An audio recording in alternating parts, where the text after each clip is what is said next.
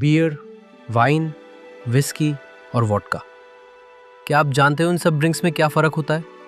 क्या इनमें से कोई ड्रिंक हेल्दी हो सकती है?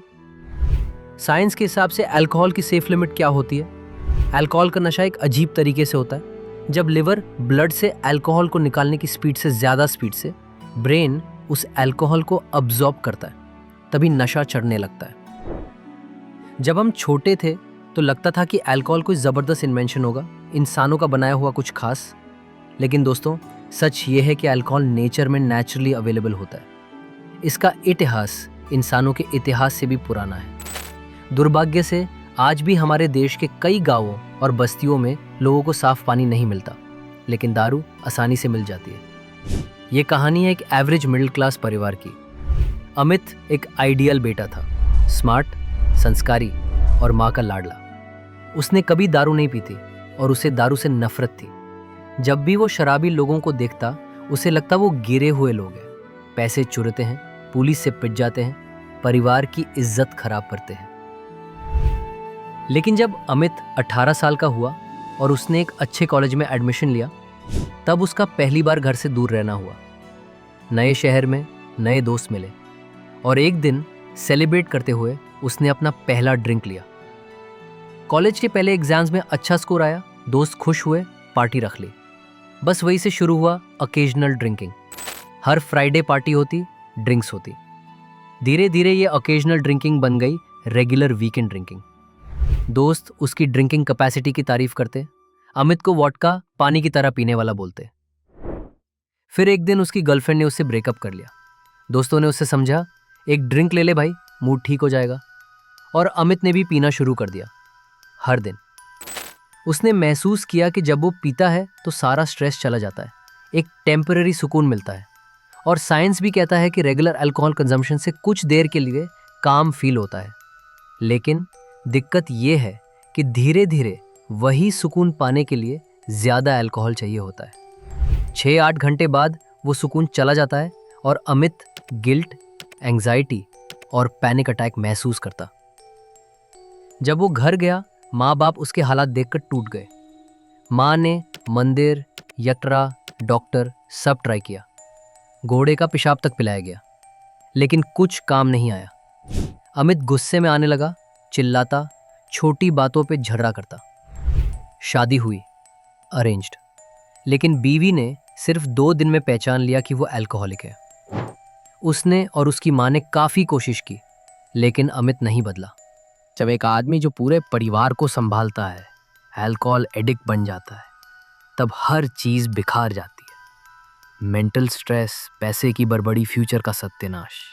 इसीलिए अगर आप चाहते हो कि कभी ऐसी मुश्किल आपके परिवार पे ना आए, तो उनका फ्यूचर सिक्योर कीजिए टर्म इंश्योरेंस के जरिए। टर्म इंश्योरेंस एक सिंपल और पावरफुल टूल है। जितनी जल्दी लो उतना कम प्रीमियम, और वो प्रीमियम लाइफ टाइम लॉक हो जाता है। अल्कोहल का इतिहास मिलियन साल पुराना है। जब फल पक जाते हैं उनमें शुगर बढ़ जाता है और यीस्ट, एक फंगस, उससे कंज्यूम करता है। फर्मेंटेशन होता है और अल्कोहल बनता है। साइंटिस्ट इससे ड्रंकन मंकी हाइपोथेसिस कहते हैं। इंसानों ने फर्मेंटेशन को जानबूझकर उसे करना शुरू किया और बियर, वाइन, रम, वोडका जैसे ड्रिंक्स बनने लगे। वाइन को डिस्टिल करने से ब्रांडी बनती है, बियर से विस्की, शुगर केन से रम, पोटैटो से वोडका, ब्लू अगावे से टेकीला। लेकिन हर ड्रिंक में एक चीज़ कॉमन है, एथेनॉल। ये केमिकल अल्कोहल होता है। जब आप अल्कोहल पी लेते हो तो वो स्टमक से स्मॉल इंटेस्टाइन में जाता है, ब्लड स्ट्रीम में अब्जॉर्ब होता है और ब्रेन और लिवर तक पहुंचता है। अगर आप खाली पेट अल्कोहल पीते हो तो वो और भी फास्ट ब्लड में जाता है, इसलिए नशा जल्दी चढ़ जाता है। फिजी ड्रिंक्स में जैसे सोडा, शैम्पेन, कार्बन डाइऑक्साइड होती है, जो स्टमक का प्रेशर बढ़ाता है और अल्कोहल को और तेज़ ब्लड में भेजता है। लिवर अल्कोहल को डिटॉक्सिफाई करता है, लेकिन एक लिमिटेड स्पीड से। अगर आप ज़्यादा अल्कोहल पी लेते हो तो लिवर उससे प्रोसेस नहीं कर पाता और अल्कोहल ब्लड में जमा होने लगता है। ब्लड अल्कोहल कॉन्सेंट्रेशन बढ़ता है, जिसे पुलिस भी टेस्ट करती है ड्रंक ड्राइवर्स को पकड़ने के लिए। अल्कोहल ब्रेन पे सबसे ज़्यादा असर करता है। गाबा, एक न्यूरोट्रांसमीटर, बढ़ता है जो ब्रेन को स्लो करता है। ग्लूटामेट, जो ब्रेन को एक्टिव रखता है, वो कम हो जाता है। इसलिए नशा में दिमाग धीरे चलता है, सुकून महसूस होता है। लेकिन अगर ज़्यादा पी लिया जाए तो दिमाग ब्रीदिंग जैसे एसेंशियल फंक्शंस भी बंद कर देता है, जो जानलेवा हो सकता है। अल्कोहल डोपामिन और एंडोर्फिन्स रिलीज करता है जो टेम्पररी खुशी देते हैं, लेकिन liver, brain, heart, pancreas, kidney सब पर लॉन्ग टर्म अल्कोहल का बुरा असर पड़ता है। लिवर में फैटी लिवर, हेपेटाइटिस, फाइब्रोसिस और सिरोसिस जैसे स्टेजेस होती है। सिरोसिस के बाद लिवर फेल हो जाता है, हॉस्पिटल का खर्चा लाखों में चला जाता है। इसलिए हेल्थ इंश्योरेंस लेना ज़रूरी है। 400 रुपये 500 में आपको बड़ी कवरेज मिल जाती है। मैटर्निटी और टर्म प्लान्स भी अवेलेबल होते हैं। ऑनेस्ट डिटेल्स देना ज़रूरी है, वरना क्लेम रिजेक्ट हो सकता है। अल्कोहल से हार्ट मसल्स कमज़ोर होती है, बीपी बढ़ता है, हार्ट बीट इरेगुलर हो जाती है, पैंक्रियास खुद को डाइजेस्ट करता है, अल्सर्स और डायरिया तक हो जाता है, किडनी फेल होने का रिस्क बढ़ता है। इवन एक बार पी लेने से भी इम्यून सिस्टम 24 घंटे तक कमज़ोर हो जाता है। WHO कहता है कोई भी अल्कोहल क्वांटिटी सेफ नहीं है। एक और मिथ है रेड वाइन हेल्दी है, लेकिन रेड वाइन के एंटीऑक्सीडेंट्स ग्रेप्स में होते हैं और ग्रेप्स खाने से उनका फायदा ज्यादा होता है, बिना एथेनॉल के नुकसान के। एक और मिथ, फर्मेंटेड ड्रिंक्स जैसे बियर सॉफ्ट होते हैं, लेकिन लिवर को एथेनॉल से फर्क नहीं पड़ता, चाहे विस्की हो या वाइन, सब में अल्कोहल सेम होता है। धीरे धीरे अल्कोहल इंसान के दिमाग को ये सिखाता है कि खुशी, गुस्सा या दुख से डील करने के लिए अल्कोहल चाहिए। ये ही होता है एडिक्शन। टॉलरेंस बढ़ने लगता है और वही नशा महसूस करने के लिए और ज्यादा अल्कोहल चाहिए होता है।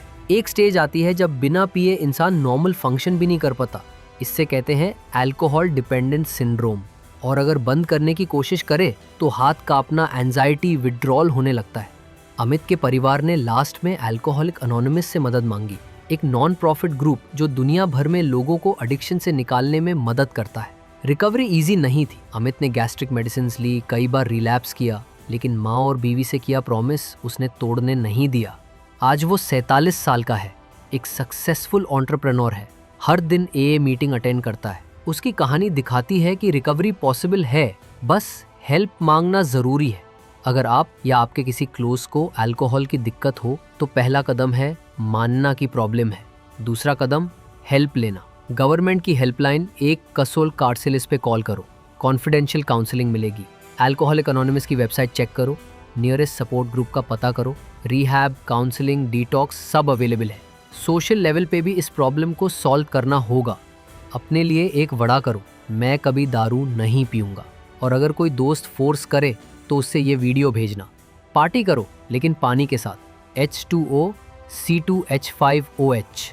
मेंटालिटी बदलो, एक पेग से क्या होगा, इसी एक पेग ने लाखों जिंदगियां बर्बाद की है। सरकार को भी अब जिम्मेदारी उठानी होगी। आज हर स्टेट गवर्नमेंट अल्कोहल को सिर्फ एक रेवेन्यू सोर्स के रूप में देखती है। उनका फोकस टैक्स कमाने पे है, समस्या को सुलझाने पे नहीं। सरोगेट एडवर्टाइजिंग, जिसमें दारू के नाम पे सोडा, म्यूजिक CDs और वाटर बॉटल्स बेची जाती है, एक तरीके का पब्लिक डिसेप्शन है। लिंक शेयर करो।